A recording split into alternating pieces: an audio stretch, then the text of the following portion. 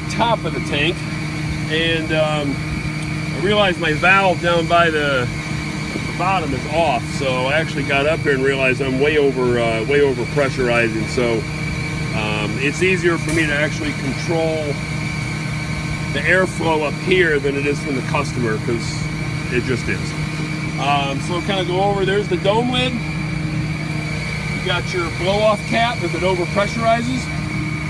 This is the vapor recovery system, especially if you're going to pump on chemicals. Some plants will, as they're pumping out, they'll actually hook a vapor recovery line. That's a line going back into the trailer.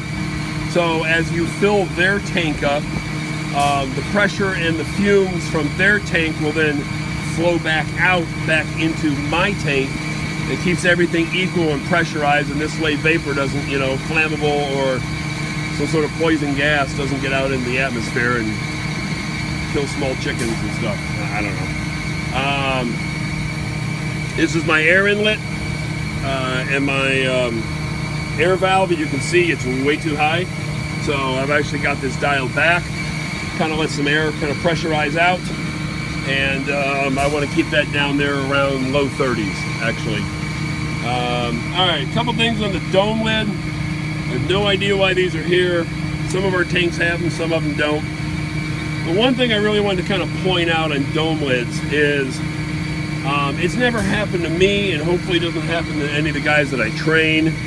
But once this thing is done unloading, I try and push as much air through their pipes and into their tank, because normally they have a blow-off valve at the top of their tank. So I want to get as much air out and kind of clean their lines out. But sometimes some customers don't like that. They want you to air off. So once I'm done unloading, I'll actually disconnect. I'm using a customer's air. I'll actually disconnect it, open this valve all the way up, and basically drain the tank empty.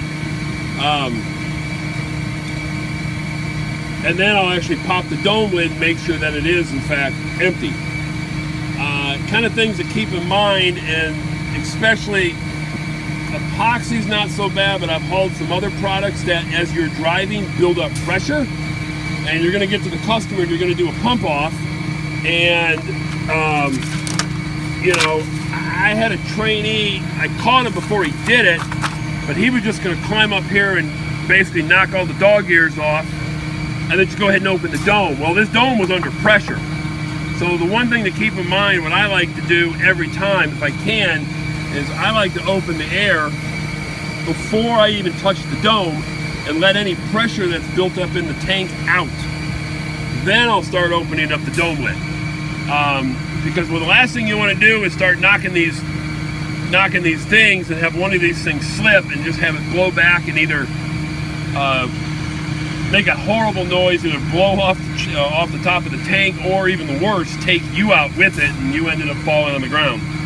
So always make sure that there's no pressure in your tank before you start opening dome lids. The thing I like to do when I am unloading on a pump is, if it's not raining, if it's nice outside like today, I'll actually just open this up all the way. Sometimes what I'll do, every time what I do, whether or not I'm going to keep the dome lid all the way open or whether or not it's raining, once I've knocked all the dog ears off, what I'll do is I'll open up the dome. I'll actually take this dog and this dog and put them back up so they're resting up against the bottom of the dome, and I'll put the dome lid back down on top of it. It leaves about yay much space, but it's enough to pull, so you can keep the tank from being suctioned in. I've never seen a suctioned in tank, but I actually know a guy that did it by accident. His dome fell down. He didn't have the dog ears up. His dome fell down, and about 8 minutes of, not even 8 minutes of sucking on that thing, it just completely collapsed the tank. So that's why I always flip these back up. You can rest the dome lid right on top of it. It'll keep the rain from getting in, for the most part, or snow, or whatever else you have. So on this particular tank, we've got another cap over there and another cap over there. They're used for different reasons. We don't use them. So, but on some tanks, unfortunately, I don't have a tank that uses them. We do have a tank that has an additional blow-off valve in the back. It's just, I like having the caps because once they're down nice and tight, you're not going to get any air leakage. So it's kind of a food for thought.